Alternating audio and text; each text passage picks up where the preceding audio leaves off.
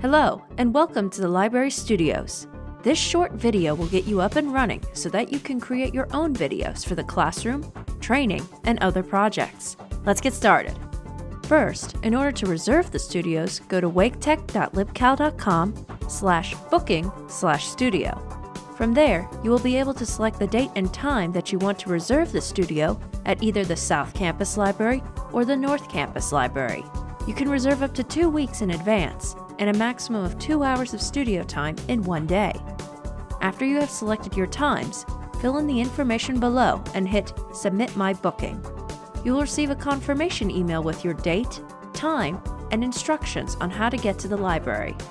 Be sure to bring a USB with a minimum of 2 gigabytes of space to record your video. On the date and time of your reservation, go to the front desk of the library and ask to be let in. The librarian at the front desk will lead you to the studio and unlock it for you. If you forget your USB, check with the librarian to see if they have any extra available for you to borrow. Once inside, you will find instructions along the wall and in front of the computer for how to use the studio.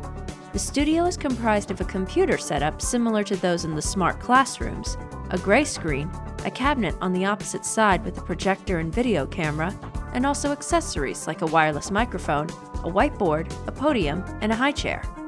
Before turning on the system, first insert your USB into the dock next to the computer monitor.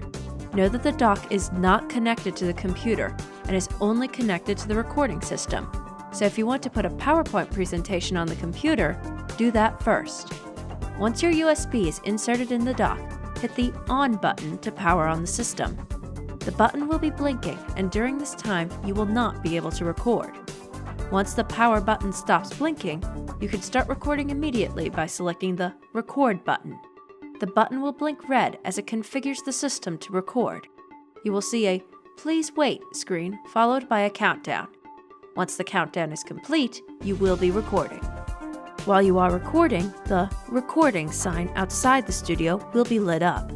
Do not remove your USB while you are recording, otherwise your file will fail to copy to your USB.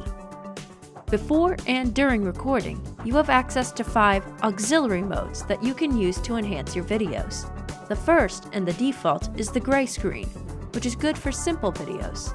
The next mode is the green screen mode, which you can use to key out backgrounds and replace them with more dynamic pictures or video. Third is the PC projector mode, which will take whatever image is on the computer and project it onto the gray screen, which is good for simple PowerPoint presentations and videos. Fourth is the document camera projector mode, which projects the document camera onto the gray screen. And the last one is the full screen mode, which makes the image on the computer take up the entire video. You won't be visible in this mode, but your audio will continue to record.